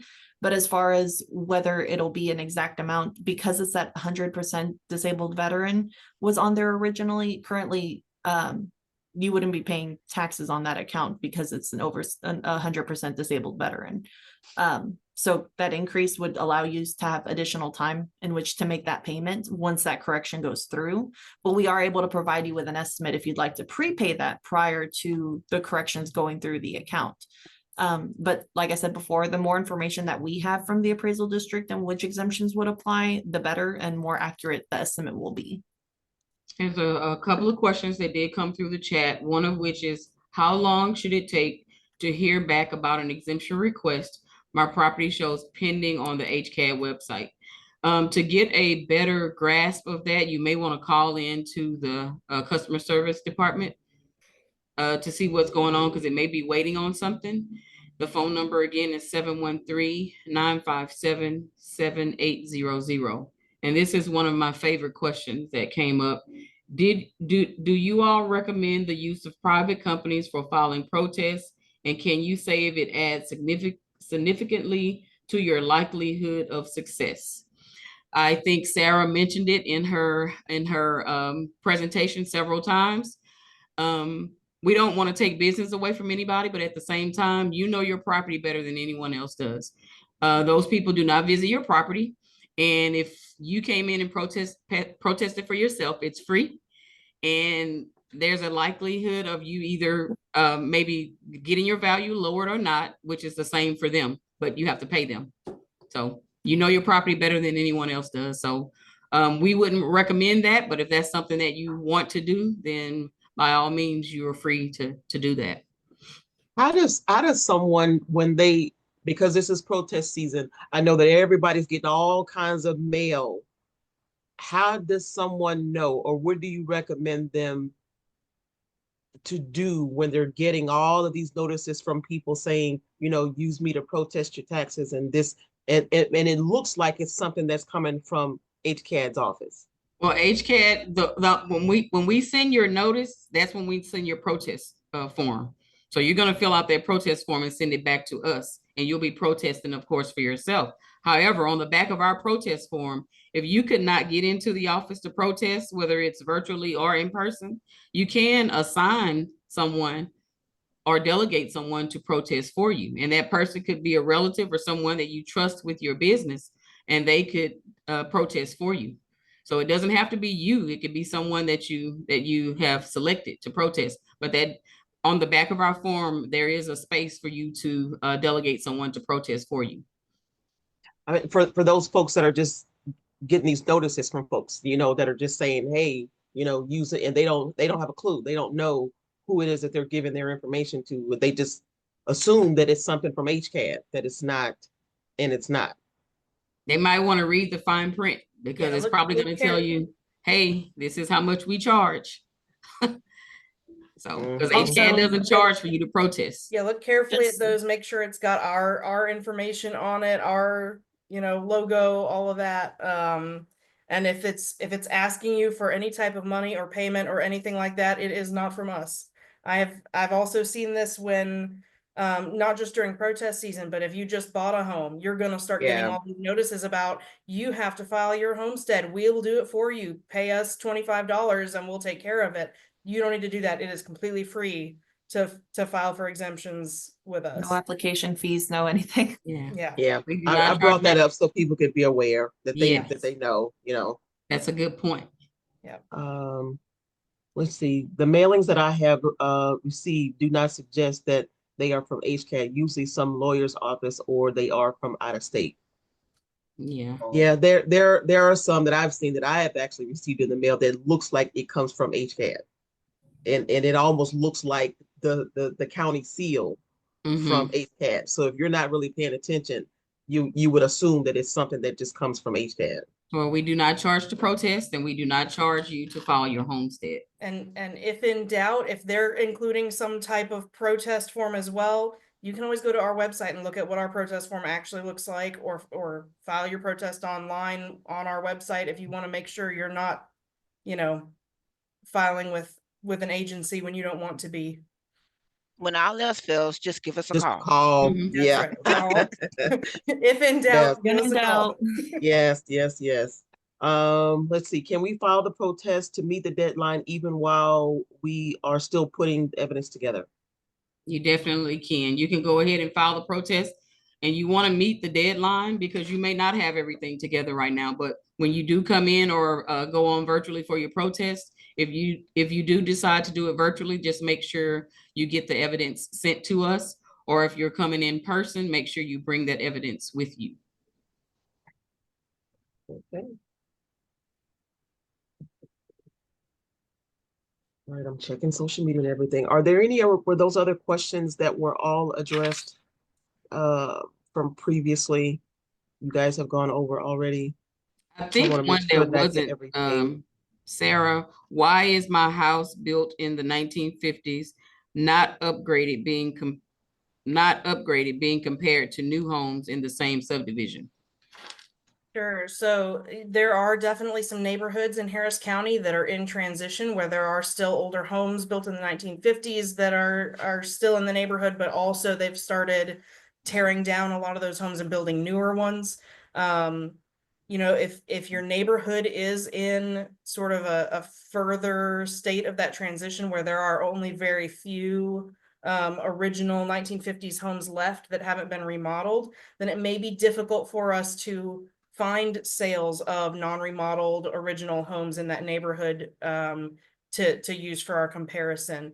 But we are, again, when we're appraising these in mass, we're doing our best to take all of that into account and make sure that we're valuing with that in mind. But it may just be that there are not very many left in your neighborhood that are selling that way. And so we are working with the sales that we have for your neighborhood. Now we do also have other neighborhoods like yours nearby that we've sort of grouped your neighborhood with. And so we may be able to look at those other nearby neighborhoods as well and see if there are sales in those neighborhoods that are more comparable to your home that we can look at during that protest process. So yeah, I would recommend filing a protest and then we're able to take a closer look at it. That takes me back to the question that was emailed. what information is considered valid to establish property value, i.e. Zillow, or Redfin, all of those different sites? Do you guys use their information as well? Yeah, so we aren't using like what is it called? A Zestimate. We're not using a Zestimate or things like that to come up with your value. I know a lot of those websites kind of have their own method of looking at information and trying to make a guesstimate of what they think your home would sell for based on what other information they have. A lot of times, I think I alluded to this in one of the responses that I gave to somebody who was asking about Zillow. A lot of times they may be looking at a different set of information than we are. They may be looking at everything in a zip code, which may include homes like yours. It may also include homes bigger and newer than yours, or homes older and smaller than yours. It may include a lot of different types of homes in what they're looking at as far as market trends and things like that. Where we're going to be looking more specifically at your neighborhood or the neighborhoods right around yours for your value. And so you can, as I said, you can bring in whatever information you've gathered that you feel best makes your case for your opinion of your value. But a lot of times those type of estimates or market trends may be looking at a different set of info than is really pertinent to your specific neighborhood. And I want to say also, I've been a licensed realtor for over 10 years now. A lot of times, some of those sites, like not all of it, but a lot of that information, like on Zillow and Trulia and all that, that stuff is so outdated. And sometimes I've had people to say, "Hey, I'm calling about this property that you have listed." Well, no, that property was sold like 5, 6 months ago. You're still calling me about a property that was that's old. So just make sure that when you are looking at that kind of information, that is actually accurate and it's up to date, because a lot of that stuff is really outdated. And to that point, speaking of, what's up to date and what's not, our valuation date is January 1st. And so when you're looking at those websites, they're usually telling you about today, right? They're telling you what's for sale today. Now you can fiddle with settings and look at things that sold within the last, certain time period, but keep in mind, we're valuing as of January 1st. And so while you're protesting in usually around June or July, that's now 6-7 months past when we valued your home as of January 1st. And so those sales that have just occurred in April, May, June, that's not the information that we're looking at. We're looking at sales from the calendar year of 2024 as well as January of 2025 when we are determining your value. There's So a do very you long guys question here. I'm listening. do you guys recommend, or where do you tell people to go for those comps, or what do you tell them? Whenever they file a protest, we have comparable properties that we've used to determine their value. And we will, of course, send that to them if they file a protest. But Sarah, do you make any recommendations on who they can go to get this information? I mean, yeah, we do our best to get as many of those sales as we have access to. And when you file, we will give you a list of every sale transaction that we know occurred in your neighborhood for that year. If now, again, Texas is a non-disclosure state. If you, for some reason, are aware of sales that we don't have on our list that are open market typical transactions, yeah, feel free to bring those in. But I don't have any particular resources that I can recommend for where you could find additional sales to what we would have. In some cases too, this is something that we used to tell. I don't know if they're still doing it or not, but your local realtor that sells a lot of homes in your area, in some cases, they may be willing to share their comps with you. Makes sense. They may want to eventually pull you back in as a customer. So in a lot of cases, you can get information from some of the local realtors. Yep, some of us do. Some do. Let's see. Hi, Ms. Woodland, glad you made it in. Let's see. Hope everyone is well. Thank you for providing the information and giving the opportunity to ask questions. Can you challenge an appraisal What if the request for an appraisal from another company? What if you request an appraisal from another company and they appraise the home at a lower value? You mean at like an appraisal Like a company that fee you actually got appraisal? an appraisal done? Yeah, if you've had a fee appraisal done, that's something you can submit as evidence for us to consider. I would say many times when those are done for a particular purpose, like a refinance or something like that, they tend to not be quite as reliable. But if you have done a fee appraisal for your property for the purpose of for just for the purpose of protesting your value or for the purpose of just knowing what your home is worth, then you can submit that and we'll take a look at it and consider it. Okay. You can comps, I'll try to get, because we went over that part already. And just to clarify, the comps and the information that you guys have, you cannot share with them until somebody actually protests. You can't give your evidence to them or share your evidence until they actually file the protest. That's right. Correct. Okay. It's all part of Texas being a non-disclosure state. Okay.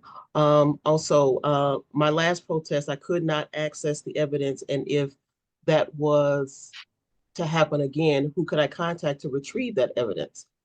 The virtual hearing was not virtual. They actually called me on the phone and I couldn't hear anything. It was oh,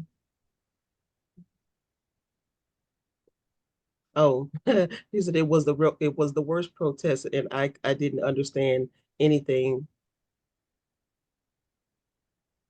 Yeah, that wasn't a good virtual experience. It was actually a phone call. So she didn't get to see any evidence. And sometimes when we can't get through, like through the virtual hearings, we do have to end up contacting the property owner.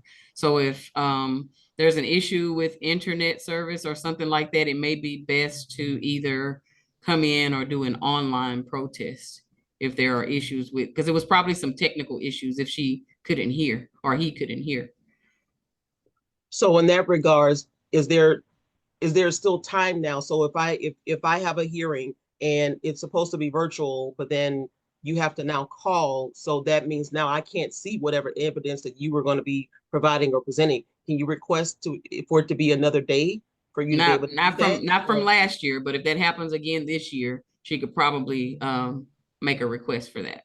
Yeah, another Okay. thing is you should still be able to see our evidence because we do make that available to property owners at least 2 weeks in advance of your hearing date. And there should be instructions on how you can access that in advance of your hearing so that you can review the evidence that we have before while you're preparing for your hearing. And if you have received your hearing date, the notice of hearing date, and you have difficulty accessing that or questions how to access that, please give us a call. We want you to be able to see that information before you're sitting in your hearing. Okay. Can I make a point too, just quickly about that iFile number and filing your protest? And please try not to wait until the last minute to file the protest. That's one of the reasons we start these workshop sessions in as early as possible in April, to give you the opportunity to go ahead and make those decisions, because as someone mentioned, we have generally between 500, sometimes up getting pretty close to 600,000 protests. You can imagine the folks that are trying to get through to file that protest on the evening before the deadline. And in a lot of cases, they may be registered online. They may not be able to locate their iFile number, in which case that's going to require additional time. In a lot of cases, we may not be able to give you that iFile number until you go through a certain procedure involved in filing a Information Act request. So please go ahead, do yourself a favor and us, and go ahead and file that protest. As Sarah said, you can always withdraw the protest. It costs nothing, but please don't spare yourself the frustration of waiting till the last minute to do it. And that's it. Okay. This message is for Sarah. This was on YouTube. What determines a neighborhood for the appraisal for appraisal purposes? Is it the home on one block, one subdivision, one MLS area as defined by Houston area realtors? What determines a neighborhood? Yeah, so that can vary quite a bit. So you may have, for example, you may be in a subdivision that has 12 or 13 sections.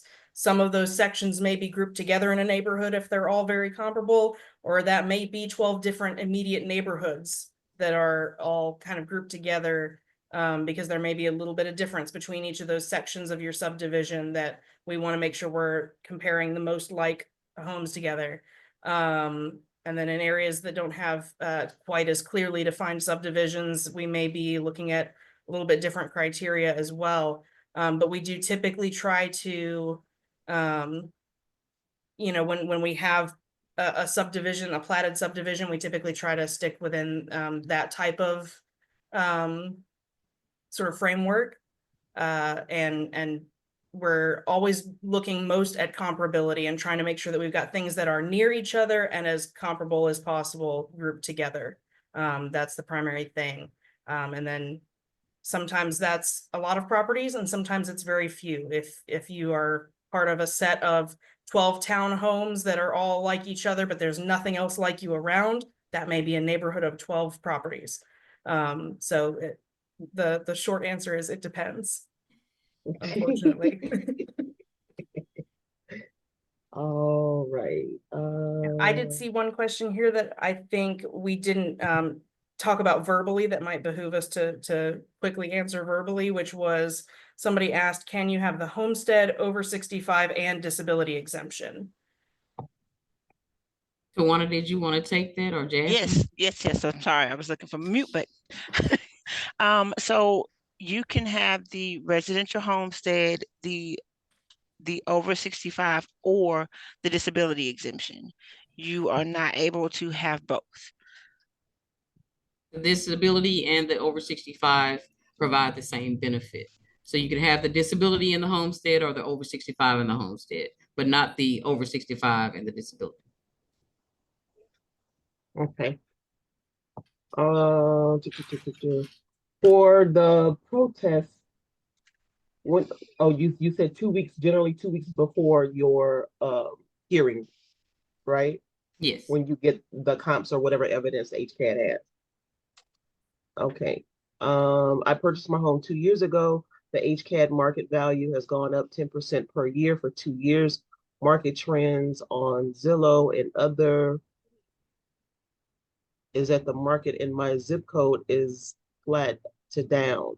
Houses for sale in my neighborhood are reduced and still not selling for about a year. How can HCAD save 20% in 2 years and for an environment that is flat or down on the market? Again, you got to look at those sources because I told you sometimes Zillow is not actually accurate or up to date. Yeah, and again, this is one that I think I need to take a more specific look at this scenario before speaking too directly to it. But if it's going up, consistently that exact 10%, that sounds like your homestead cap. And so again, that suggests to me that either there was already a gap in your market and your appraised value somehow, although if you just purchased it, it shouldn't be. But that suggests that the market value increased more than 10% based on the sales information that we had, and you were capped at that 10% increase. So this is, again, without looking more directly into this particular case, I can't speak to that versus the trends that you're seeing online. And actually, that's kind of the point of the protest, because if you file the homestead exemption, the cap is the 10%. And if you're not protesting, then it's 10% and then 10% and then 10%, and you know that it's not increasing at that value, that's the point of you protesting. Yeah, so if it has increased the 10%, then that means your market value increased more than it increased 10% or more. Which if the, you know, if our sales information shows that the market only increased about 3%, then your appraised value should only increase about 3% along with the market value. So if you, yeah, this is what the protest process is for. If you are convinced that your neighborhood did not increase 10% or more from last year to this year, but your market value went up more than that, then come protest and let's take a look at it. How far back or how long does somebody have to file their homestead exemption? 2 years. I think one of the questions, that was a question that was asked, so for 25, they can go back as far as 23. Anytime before that, they wouldn't be able to file. They just, unfortunately, they would miss those years. Is that And for then only the homestead or for the over 65 and disability as Either well? one, either That's one for of them. That's for all of the exemptions with the exception of the disabled veteran that has the percentage rate. Those you can go back 5 years, and right now that's back to 2020. and because you go back to 2 years, does the cap start from 2 years before, or does the cap start at the year that you actually filed the exemption? It starts at the year that we grant the exemption. So let's say they waited until this year to file for the residential homestead. When we grant it, it's going to be granted for 23 if that's what they filed for. So their cap will start from 2023 forward. But they can't go back and protest those previous years. No, they can't No. protest, but they would have, they can get the exemption. All right. But the value is gonna go down anyway, though, So, because. so I'm the asking for exemption too is much. That's what you're trying to tell me. I One of can't the get things- the exemption and protest too. No, one of the things I wanted to touch up on is that you have to have the exemptions 1 full year in place in order for that cap limitation to apply. So although they can go back to 2023 to obtain the exemption, that market value stays the same. It's not capped until the following year of 2024 is when that 10% limitation is applied. 2025, I think. For It next year, says- correct? Yes, I but can guarantee you, okay. the example Tawana gave is that you can go back to 23. And so I just wanted to stick with that year, that we granted the exemptions in 23. The owner has to have the exemptions 1 full year in place, which would be 23 value. And market and appraise would match. And then the following year, which would be 24, is when the 10% limitation applies. Because it essentially takes an entire year of value for that cap to set in, correct, Jasmine? We need that Correct. full year. Yes, ma'am. It says here, when looking at the property tax statement in the box that says exemptions, and it has exemptions / deferrals. I didn't know if we. if Yes, that it does was on show our both. statement. On our statement, it does. So whenever it your comes through on statement, the it does. bill, yes, Okay. whenever it comes through on the bill, there's a box that says exemptions and deferrals. And underneath that, it has the details of what exemptions and deferrals are applied to that bill, essentially.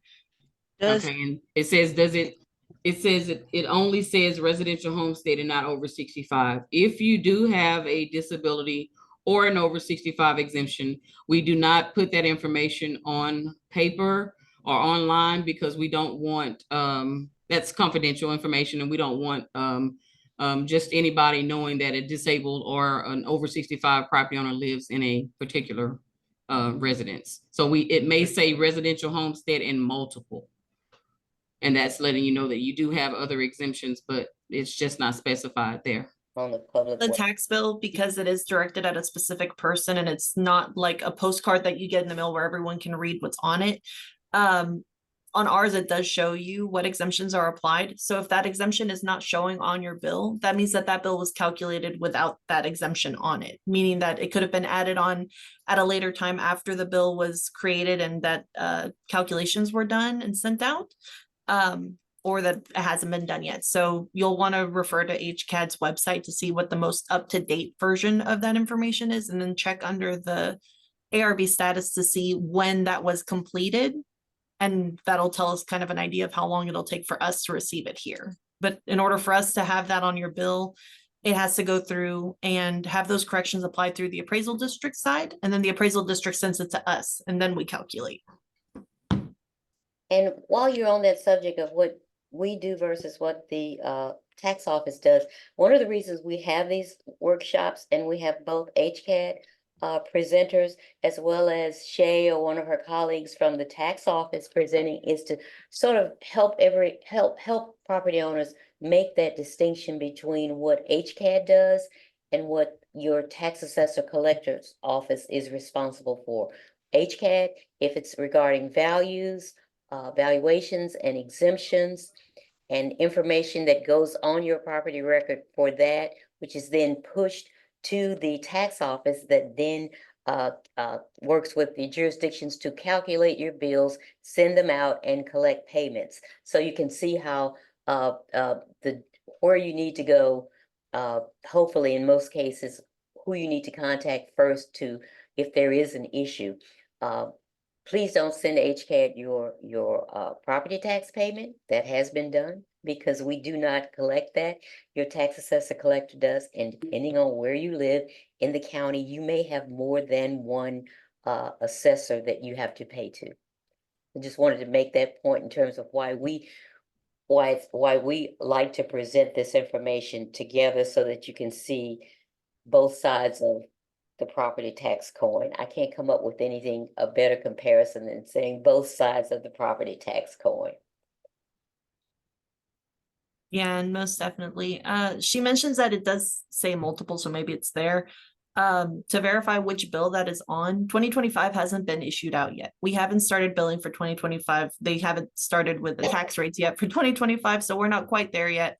For 2024, you'll be able to see it on our website. And on our website, it'll say multiple if it's more than one. And if it's just the homestead, it'll just state homestead. So you'll be able to see what it was applied to the bill on our website versus what's being applied to the account per year, because each year stands on its own. And you might have it for 25, but not for 24 and vice versa. So, make sure that you're looking at the correct year whenever you're checking that information as well. Also, And the again, other exemptions, like for example, the VA exemption, the 70 to 100%, or the total VA exemption, those show on the website. The only two that do not show are the over 65 and the disability. Okay. Last question here. For the protest meeting, how can you get the details of the mass appraisal process? Again, I we have don't a know that we lot- have that information available, do we? For the mass appraisal process for the protest? I mean, we're not gonna have all the details of everything that we do in our mass appraisal process. However, our evidence packet does have a lot of information. It has all the information that we have about the characteristics of your property. It has a list of, like I said, all the transactions that we have on record for your neighborhood for the past 3 years. And then in our supplemental evidence, it also has sales from the surrounding neighborhoods that we've considered also comparable to yours. It has information about sales of land. And then if you really want to get into the nitty gritty, the very last page of our evidence packet is a cost breakdown of calculations that are used when we calculate the different aspects of your home's value. So there's a lot of information in there. That after you've filed and reviewed that evidence packet, if it doesn't include the information that you were looking for, then that's a phone call. But it has a lot of information in it about all the sales that we have, all the information that we considered when valuing your property. And it does have maps. If part of your question is what constitutes my neighborhood in HCAD's mind, we tell you how many homes are in your neighborhood. There's a map where you can look at what your neighborhood is and where the sales are and all of that.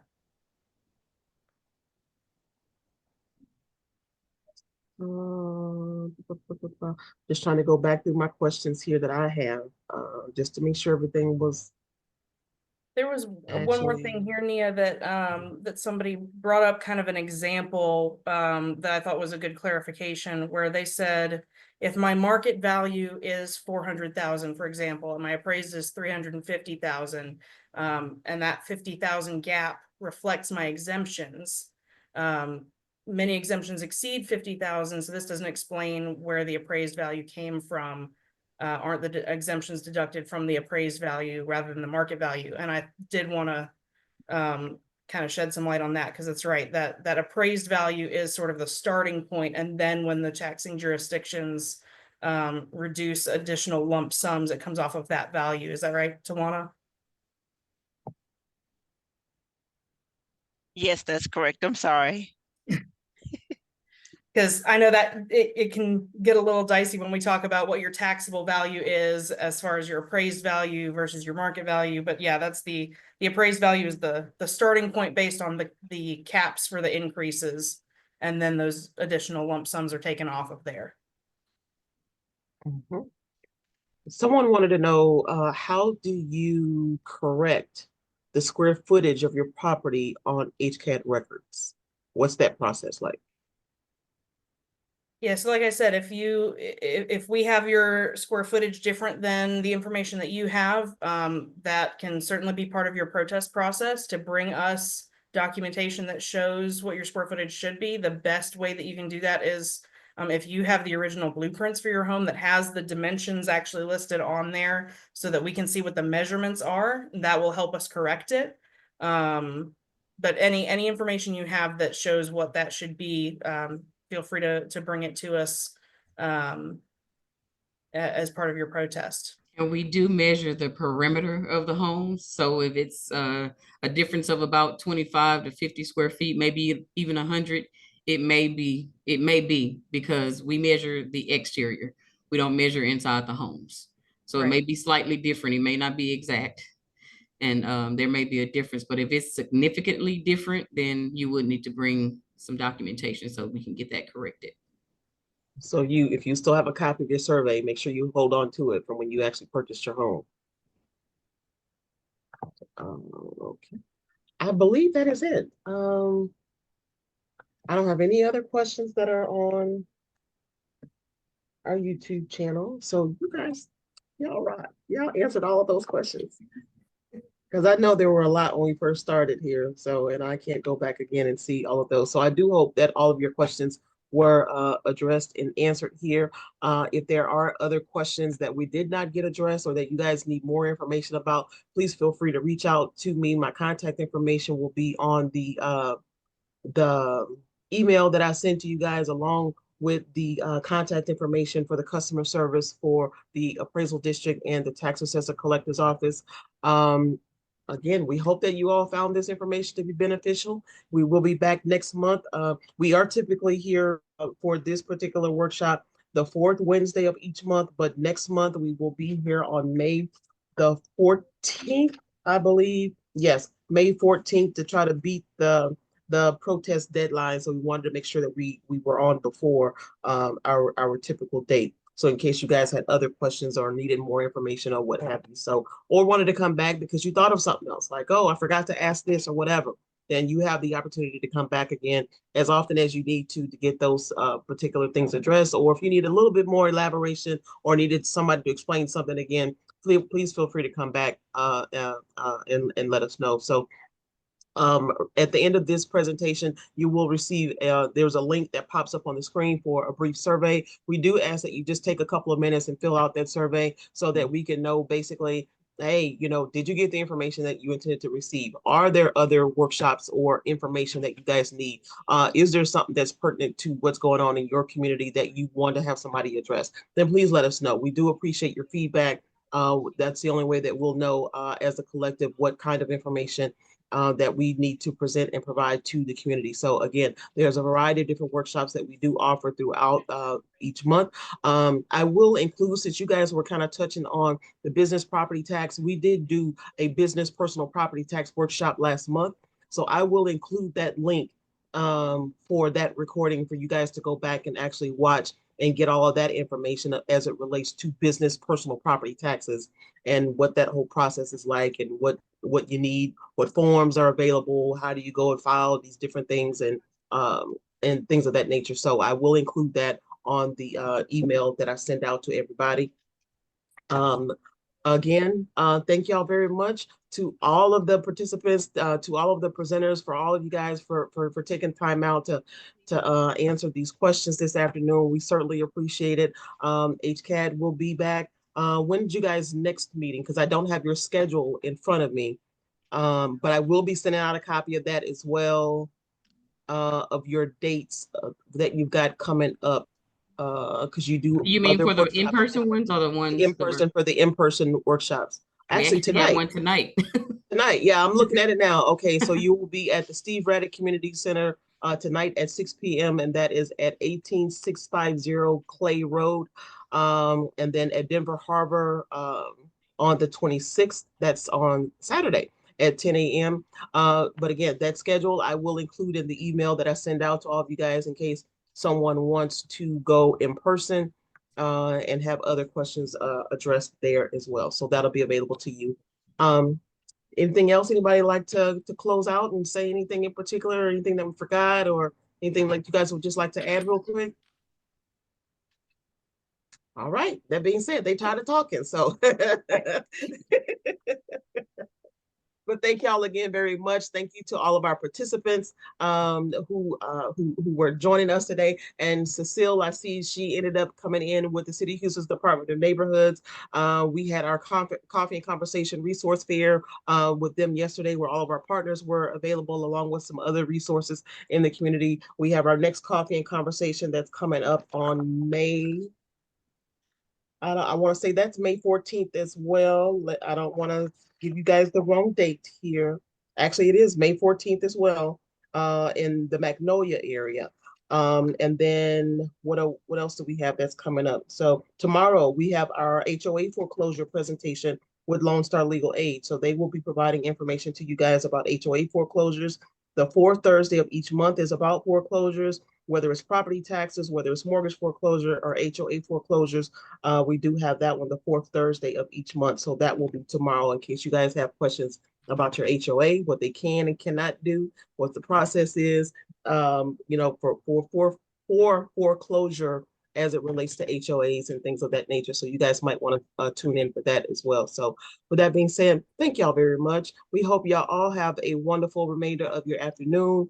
We hope to see you again very soon. You all take care of yourselves and stay safe, and we will see y'all next time. Thank Thank you. you. Have a good day. Thank Thank you. you. Have a good day. Thank you. Thanks, everyone.